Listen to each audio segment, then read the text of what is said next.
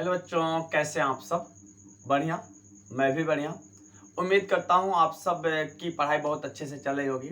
तो आज का यह वीडियो सेशन 12th बायोलॉजी वालों के लिए है।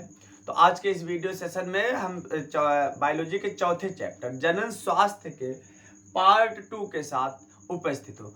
पार्ट 1 में परिवार नियोजन की विधियां बताई जा चुकी है। अगर आप अभी तक उस वीडियो को नहीं देखे तो जा करके उस वीडियो को प्ले लिस्ट में पड़ा हुआ है, तो आप वहां पर जाकर आप देख सकते हैं।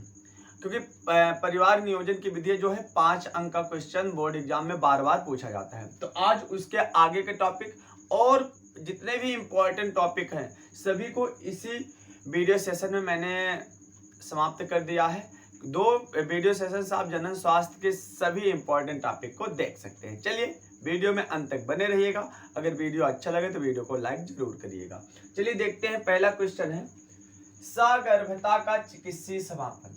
इसको इंग्लिश में बोलते हैं medical termination of pregnancy, shortcut में बोलते हैं एमटीपी। देखिए यहाँ से क्वेश्चन क्या बनता है, एमटीपी का पूरा नाम लिखो। एक आता है क्वेश्चन, तो एमटीपी का पूरा नाम याद रखना, मेडिकल टर्मिनेशन ऑफ प्रेगनेंसी, सगर्भता का चिकित्सीय समापन। देखिए सगर्भता का चिकित्सीय समापन होता क्या, अगर कोई भी स्त्री है जाने या अनजाने में क्या होती है, गर्भवती हो जाती है। कहने का मतलब ना चाहते हुए भी कभी कभी अनजाने में वो गर्भवती हो जाती है, या किसी कारणवश या किसी का रेप हो जाता है या अन्य कोई कारण होता है। तो उस कंडीशन में, जैसे अन्य कारण में मतलब क्या होता है कि अगर जब चेकअप कराया जाता है तो उस कंडीशन में अगर जो भ्रूण है वह विकलांग है या उस पर कोई आनुवंशिक बीमारी है, तो उस कंडीशन में भ्रूण को गर्भ में ही नष्ट करा देना, अर्थात जिसको सामान्य भाषा में गर्भपात कहते हो, उसी को बोलते हैं एमटीपी।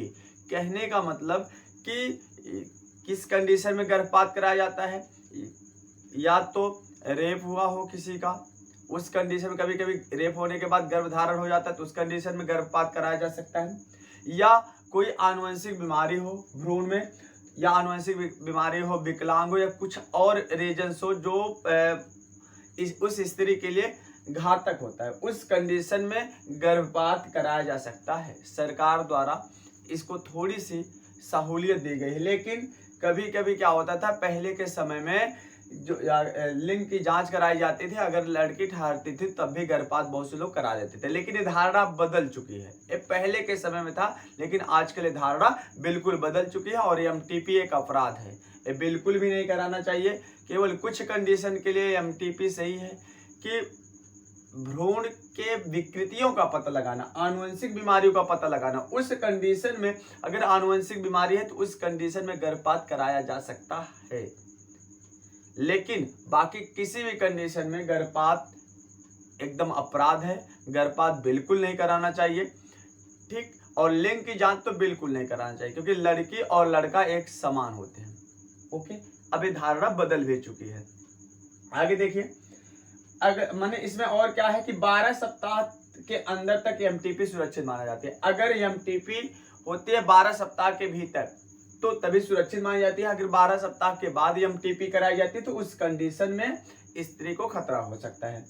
अब क्या किया जाता है, इसमें भ्रूण को रेक्ट्यूम द्वारा खींचकर गर्भाशय से बाहर निकाला जाता है। एक प्रकार की रेक्ट्यूम होती है, यंत्र होता है, उस प्रकार से भ्रूण को खींच करके गर्भाशय से क्या निकाला जाता है, बाहर निकाला जाता है। और लिखा गया है एमटीपी एक अपराध है, एमटीपी इज बैंड।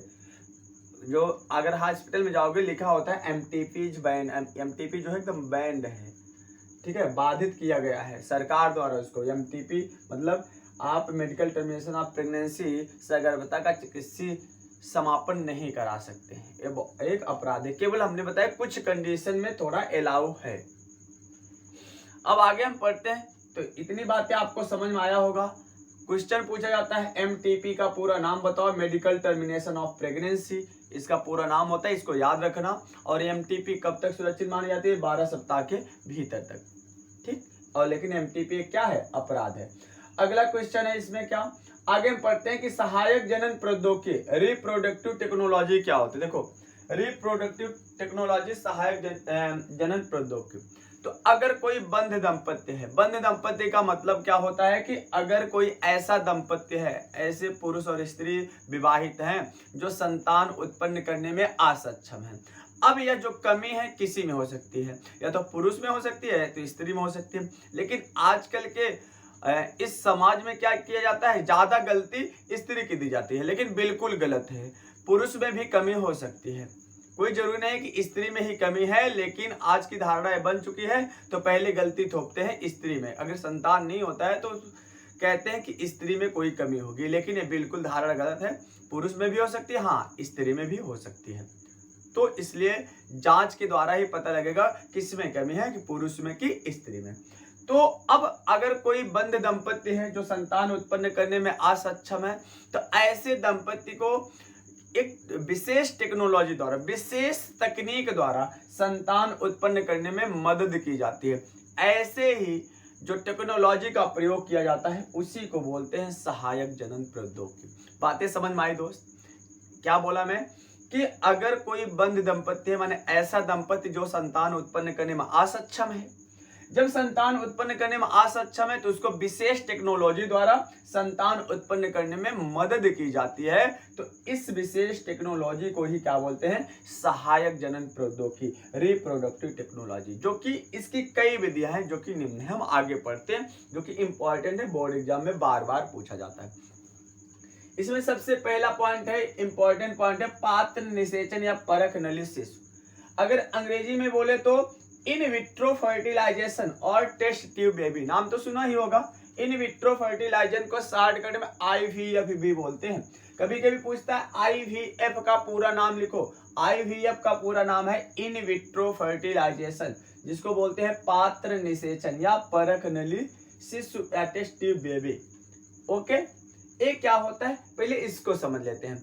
तो क्या होता है इसमें कि मादा के अंडाणु को और नर के शुक्राणु को निकाल करके, जब कोई भी बंध दंपत्ति होता है जो संतान उत्पन्न करने में असक्षम होता है, तो उस कंडीशन में मादा के क्या अंडाणु को और नर के शुक्राणु को एक विशेष प्रकार की ट्यूब होती है, ठीक है, टेस्ट ट्यूब होती है। उसमें क्या किया जाता है, मादा के अंडाणु और नर के शुक्राणु को रखा जाता है और विशेष टेम्परेचर के द्वारा उसका संवर्धन किया जाता है। 8 कोष की अवस्था या 32 कोष की अवस्था तक उसको बनाया, जिस प्रकार से कंडीशन होता है। अगर 8 कोष की अवस्था तक बनाया गया तो अंडवाहिनी में स्थानांतरित किया जाता है। अगर 32 कोष की अवस्था तक उसको संवर्धित किया जाता है तो गर्भाशय में स्थानांतरित किया जाता है। तो यही प्रक्रिया होती है टेस्ट ट्यूब बेबी का। तो इसमें क्या होता है, इन विट्रो विन्यास के पश्चात भ्रूण को स्त्री के गर्भाशय में स्थानांतरित किया जाता है। कहने का मतलब नर के शुक्राणु को और मादा के अंडाणु को निकाल करके टेस्ट ट्यूब में रखा जाता है और प्रयोगशाला में उसको संवर्धित किया जाता है। संवर्धित करने के बाद उसको 32 कोष की अवस्था जब हो जाता है तो उसको विशेष प्रकार के इंजेक्शन के द्वारा गर्भाशय में, स्त्री के गर्भाशय में स्थानांतरित कर दिया जाता है।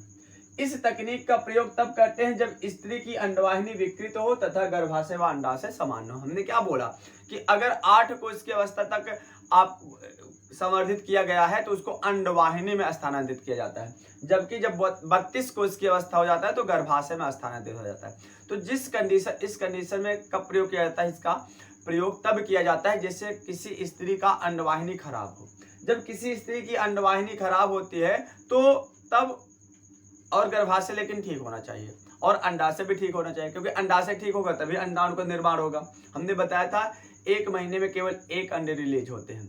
ओके, तो जब गर्भाशय ठीक होगा तो जब 32 कोष की अवस्था तक उसका संवर्धन किया जाएगा, उस कंडीशन में तब संवर्धित करने के बाद एक विशेष प्रकार के इंजेक्शन के द्वारा स्त्री के गर्भाशय में उस 32 कोष की अवस्था भ्रूण को स्थानांतरित कर दिया जाता है, युग्मनज को स्थानांतरित कर दिया जाता है। ठीक है, 8 कोष की अवस्था में भ्रूण को गर्भाशय में क्या कर दिया जाता है, स्थानांतरित कर दिया। माने इसमें जब गर्भाशय जो होता है ठीक होता है तो इस कंडीशन में पात्र निषेचन या परख नली शिशु का प्रयोग करते हैं। अगला विधि है कौन सा, अंतः गर्भाशय शुक्राणु सेचन। इसको बोलते हैं इंट्रा यूटेरिन इंसीमेशन, शॉर्टकट में बोले तो IUI। इसका भी पूरा नाम आ सकता है, IUI का पूरा नाम इंट्रा यूटेरिन इंसीमेशन, माने अंतः गर्भाशय शुक्राणु सेचन। कहने का मतलब शुक्राणुओं को क्या किया जाता है, विशेष इंजेक्शन द्वारा गर्भाशय में स्थानांतरित किया जाता है। इसमें क्या होते हैं कि जैसे मान लीजिए किसी पुरुष में शुक्राणु कम बनते हैं, शुक्राणु कम सक्रिय होते हैं, उस कंडीशन में क्या होते हैं, जब संभोग की क्रिया होती है तो योनि के रास्ते से जब शुक्राणु जाता है तो जो अंडवाहिनी में एम्पलरी स्थमस जंक्शन होता है, जहां पर अंडाणु और शुक्राणु निषेचित होते हैं, वहां पहुंचने से पहले सारे जो शुक्राणु होते हैं क्या हो जाते हैं, नष्ट हो जाते हैं।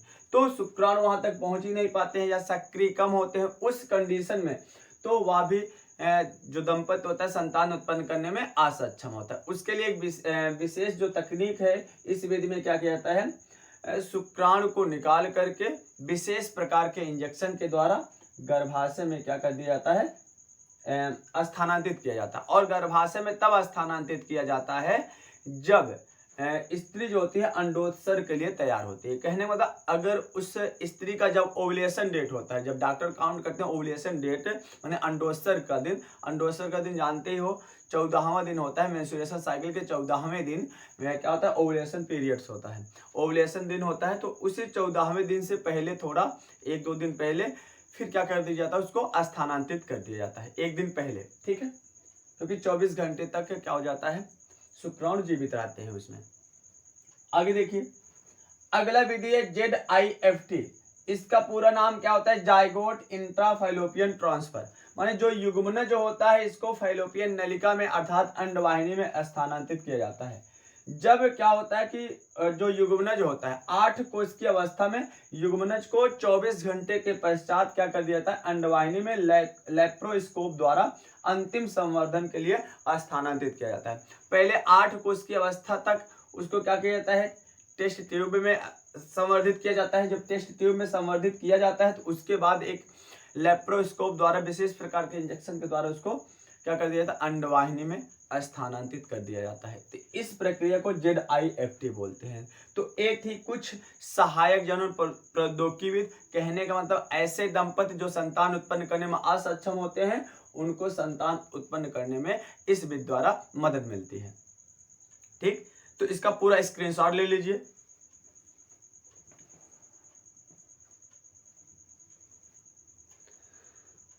तो कैसा लगा दोस्त आज का वीडियो सेशन? अगर वीडियो सेशन अच्छा लगा हो तो वीडियो को लाइक कर दीजिएगा। अगर चैनल से नए जुड़े हो तो चैनल को सब्सक्राइब करना बिल्कुल ना भूलिएगा। तो फिर मिलते हैं अगले चैप्टर के साथ, और ऐसे आप अपने पूरे सब्जेक्ट की बोर्ड एग्जाम की तैयारी करते रहिएगा।